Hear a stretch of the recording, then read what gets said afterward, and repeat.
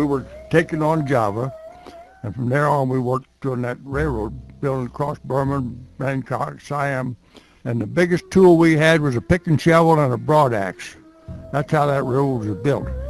They had a four-man crew, and they gave them so much dirt to move a day, they better moved it, because otherwise they'd give you more the next day. See, I put 18 months in that jungle building on that railroad.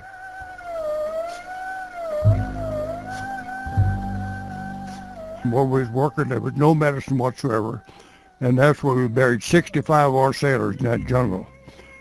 Dysentery, ulcers. I seen guys' whole legs were bare bone where the ulcers eat them. Well, I had sea ulcers on my leg, and I won't tell you what I did for them, but it cured them. I urinated on my leg every morning. I'd do that, and I kept telling these guys, "Damn, you get a sore started, do it." But they wouldn't listen to me. Hell, I ain't gonna do that on myself.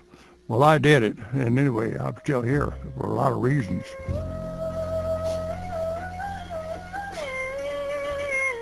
Once we were down and alive, we felt secure in a way. We weren't afraid of the Germans. We didn't expect to be mistreated too much. I can't complain in my treatment. I was never mistreated. I had enough to eat. I didn't starve.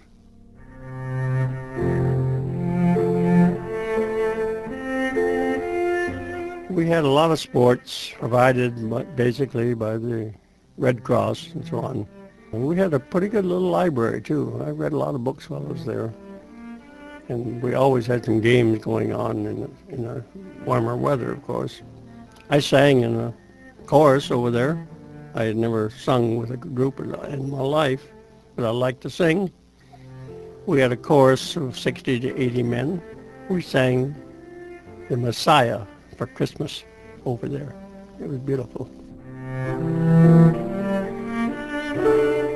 They caught us, and they loaded us on boxcars, and I think we were on that train for about 4 days.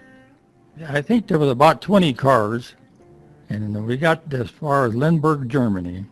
They stopped several times, but this one time they put us in a switch yard overnight. And about 10, 11 o'clock, we heard bombers come over. And we were kind of happy at first, and we got to thinking, well, we're in this bad spot for bombers. The English bombed at night. So they bombed that rail yard and blew our train off the track, and I was probably the most scared I ever was, because you're sitting in a boxcar, you can't get out. And we didn't know how bad it was till the next morning, and we see a lot of boxcars was killed.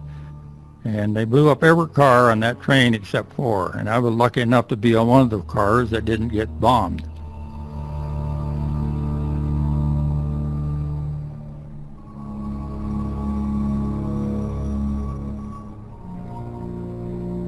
They sent us by train to Auschwitz concentration camp, where they killed the Jews.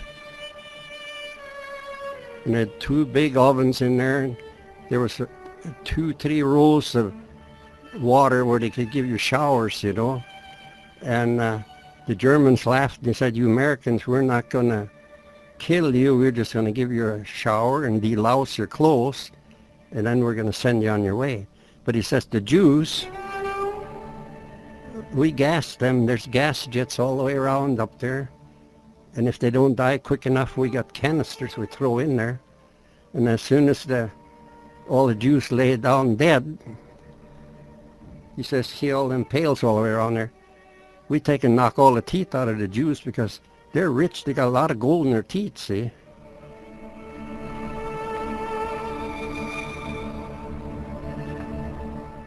I wrote a poem. The way the situation was that, am I going to survive this prison camp or not? So I thought, well, why don't I just compose a poem, and if maybe somebody finds this poem, they can send it to my folks. Starts off with, we were captured on the night of the 29th. They got us up way early. There wasn't a one of us in a hurry to be working under a jerry. We climbed up in boxcars, and was it heck of riding? You freeze your toes and frost your nose, but we kept right on riding. We finally arrived in Munich. Our shovels and spades were waiting. With pockets full of soap and tea, we soon were busy trading. When the watches said 3:30, we threw the shovels away. climbed back up in the boxcars and started back our way. When we got back to camp, we'd have a ration of soup that would be waiting. We easily put that away, put our bread in the boxes, and went to sleep on the hay. I dream of good old South Dakota, the land of the Sunshine State, hoping for the day when I'll be back and eating some hamburger steak. I'll be at home forevermore with a padlock on my door and all my dollars to the Red Cross and the heck with all the draft boards.